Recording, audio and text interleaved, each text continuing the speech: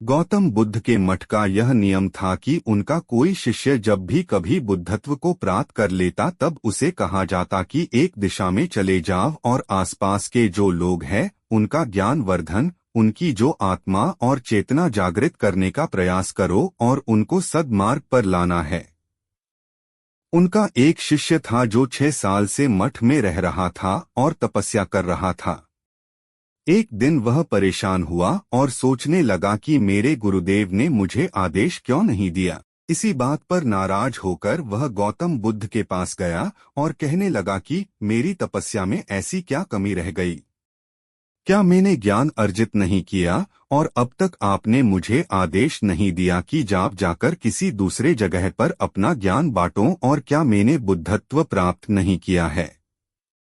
तभी गौतम बुद्ध ने शिष्य से कहा, सुनो, तुम्हें थोड़ा और समय लगेगा, यही समय बिताओ। यह बात सुनकर वह शिष्य चिढ़ गया और कहने लग गया कि गुरुदेव, आपके ज्ञान में कमी रह गई और आप मुझे ज्ञान नहीं दे पाए। गौतम बुद्ध को लगा कि ये समझेगा नहीं और कहा, ठीक है, कल सुबह पूर्व दिशा में एक गांव है, वह जाना और वहां से भिक्षा लेकर आना और अपना पूरा दिन वही बिताना और कोशिश करना कि वहां के लोगों को थोड़ा सा ज्ञान बांटना और आकर मुझे बताना कि अनुभव कैसा रहा।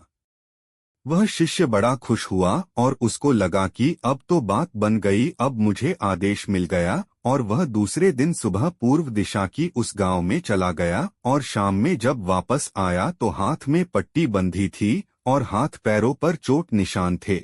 ये देखकर गौतम बुद्ध ने उस शिष्य से पूछा कि ये क्या हाल कर लिया? तब उसने बताया कि आपने मुझे कैसे गांव में भेज दिया और वहां पर जब मैंने भिक्षा मांगी तो लोग मुझे डांटने लगे और भगाने लगे। एक व्यक्ति सिर्फ वहां पर मुझे भिक्षा दी, वो भी जमीन पर फेंककर, और कहा कि ले जाओ इसको।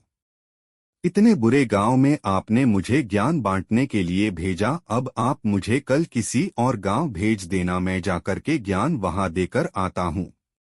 गौतम बुद्ध यह सुनकर थोड़ा मुस्कुराए और उन्हें तो पता था कि ये कुछ कर नहीं पाएगा, और कहा कि ठीक है, अगले दिन तुम किसी और गांव जाना, लेकिन एक दिन के बाद जाना और एक दिन मठ में रुके रहना है।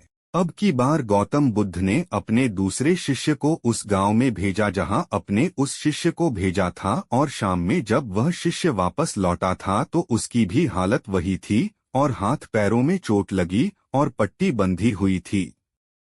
गौतम बुद्ध ने पहले वाले शिष्य के सामने दूसरे शिष्य से पूछा कि हुआ क्या था।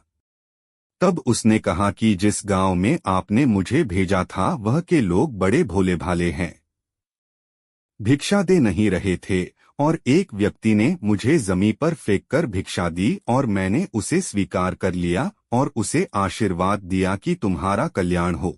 तो वह व्यक्ति चौंक गया और कहने लगा कि आप गजब के इंसान हो, मैं आपको जमीन पर फेंककर भिक्षा दी और आप मुझे कल्याण हो का आशीर्वाद दिया। तब मैंने उसे कहा कि मैं अपना कर्तव्य निभाऊंगा और आप भी बड़े दानी हैं और आपने मुझे भिक्षा दी है।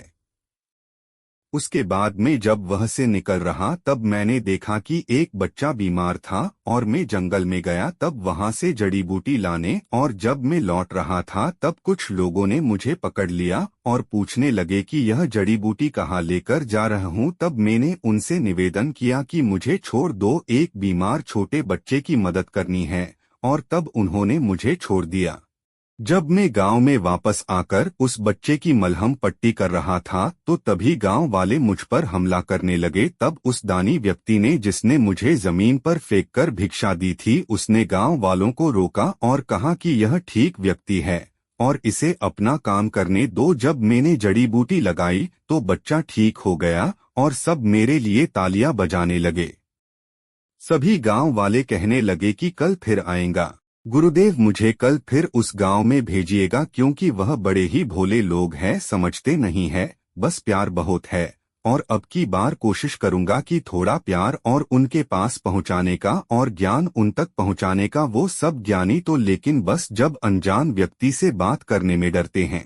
वो जो पहला शिष्य था जो एक दिन पहले उसे गांव में गया था वह सुन रहा था और समझ रहा था और गौतम बुद्ध की चरणों में गिरकर बोला कि गुरुदेव, कमी तो मुझ में ही थी। आपने ज्ञान तो बहुत सारा दिया, लेकिन मैं उसे आचरण में नहीं ढाल पाया और मैं अहंकार को ऊपर रखा और उसी गांव के लोगों को पहचान नहीं पाया और मार खाकर चला आया। और मार तो इन्होंने भी खाई, लेकिन इनका अहंकार मिट चुका है और ये समझ चुके हैं कि वह लोग भोले भाले हैं और हमें उनसे अलग तरीकों से व्यवहार करना होगा और ज्ञान को आचरण में ढालकर उन लोगों तक पहुंचाना होगा।